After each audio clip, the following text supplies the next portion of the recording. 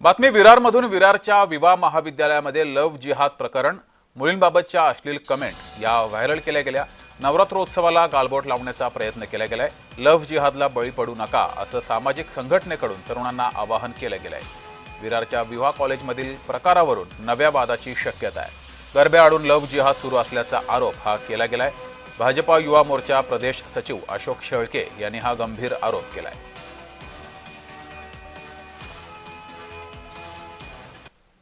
पोलिसांकडून तर कसलंच आम्हाला कारण नाही समजलंय की त्यांनी कार्यवाही का नाही केली.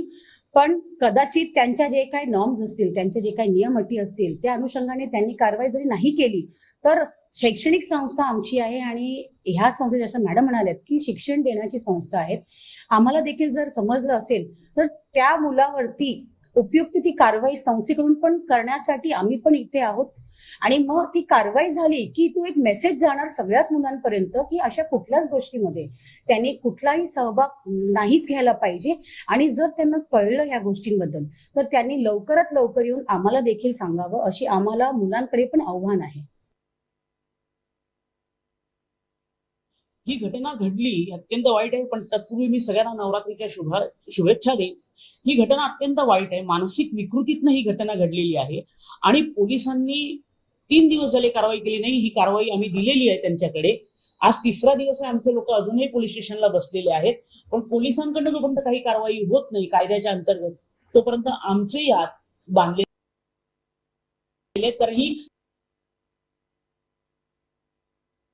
शैक्षणिक संस्था आहे, पॉलिटिकल संस्था नाहीये. या सायबाज म्हणून एक मुलगा आहे, त्याचे चार्ट माझ्या हातात आहेत आणि एवढे जास्त खूप जास्त हे चार्ट आहेत. त्या चार्टमध्ये त्यांनी हिंदू मुलींबद्दल गरब्यात घुसून कशा पद्धतीचा अत्याचार सुरू आहे आणि हा अत्याचार सुरू कुठे आहे तो वसईतल्या सर्वात नामांकित कॉलेज विवा कॉलेजमध्ये. त्यामुळे ह्या अत्याचाराला कोण पाठीशी घालतंय आणि कशा पद्धतीचे अत्याचार आहेत हा त्याचा फोटो आहे. आणि त्या फोटोमध्ये लॅबचा उल्लेख आहे आणि त्या लॅबवर मुलीवर कसा अत्याचार केला असा हा तो चार्टमध्ये स्वतः म्हणतोय.